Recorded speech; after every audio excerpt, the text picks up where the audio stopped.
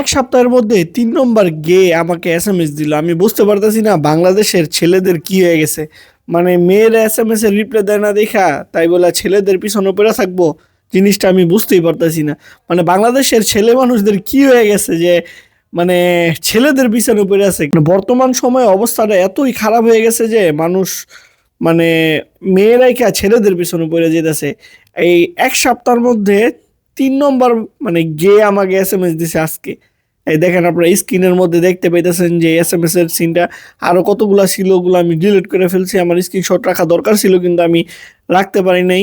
এখন মূল বিষয়টা হইছে মানে এরকম কেন হইতাছে। মানে আসলে ছেলে মানুষরা কি মেয়ে মানুষ পাইতেছে না দেখে এরকম হইতাছে, নাকি ছেলে মানুষদের এখন ছেলে মানুষই পছন্দ হয়ে যেতেছে।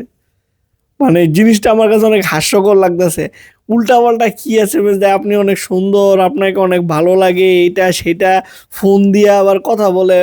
মানে ভাই পরিস্থিতি পুরোই খারাপ হয়ে যেতেছে এখন যে জিনিস দেখতেছি আমি।